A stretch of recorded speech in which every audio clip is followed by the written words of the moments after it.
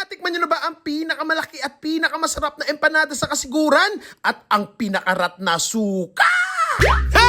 Ay, nagkatente! Ang sabi mo?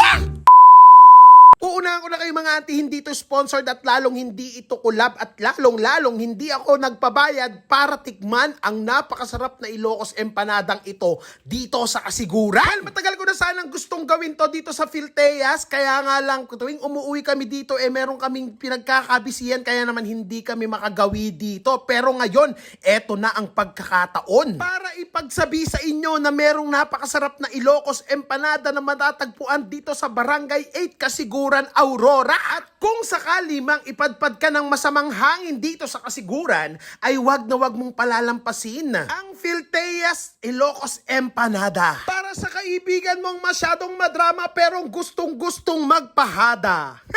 Ay, nakatende. Ang sabi mo? Tulad na sinabi ko kanina na hindi nga ito sponsored at hindi rin ako kakulab ng Filteas para dito. Well, gusto ko lang naman talagang i-promote yung mga business na katulad nito, no? Basta pasado ang lasa at masarap at authentic, promote ka sa akin, Matik.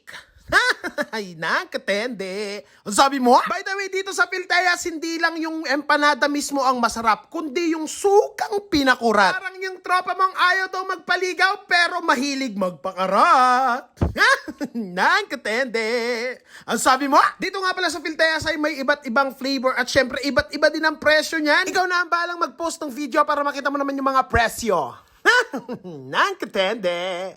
O sabi mo? Maiba ako. Nung makausap ko nga yung may-ari, ay sinabi niya sa akin na bata pa lang daw siya ay nagluluto na siya ng empanada. Nung mga time na sa Ilocos pa lang daw sila nakatira. Kaya sinubukan niyang daling sa kasiguran ang kanilang timplada na talaga namang kinagigiliwan at binabalik-balikan ng mga kasiguranin. Parang yung tita mong nagbabalik alintog na 60 years old na para yung ex niya ay akitin. Ay, nakatende. Ang sabi mo? Maiba nga ako again and again and again. Meron nga pala akong nakasabay dyan na kumain. Ang batang napaka-cute. Ayan siya. At nagsabi niya, Auntie Kibing. Ay, nakatende. Alilol, kayo mo raw. Nakatende, kayo mo.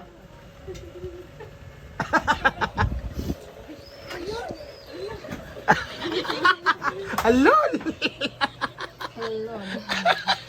Nang pagtatawa ko, kayo mo raw. Napakagit ng bata na yan. Pagpasok pa lang niya, sinabi na niya agad na Auntie Kibing, Auntie Kibing.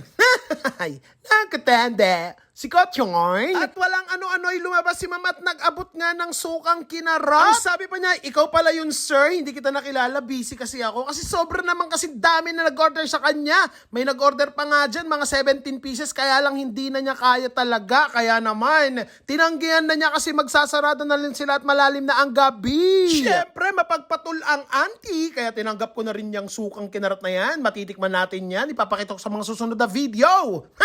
Ay, nakatende. So, paano ba yan? Maraming salamat sa panonood.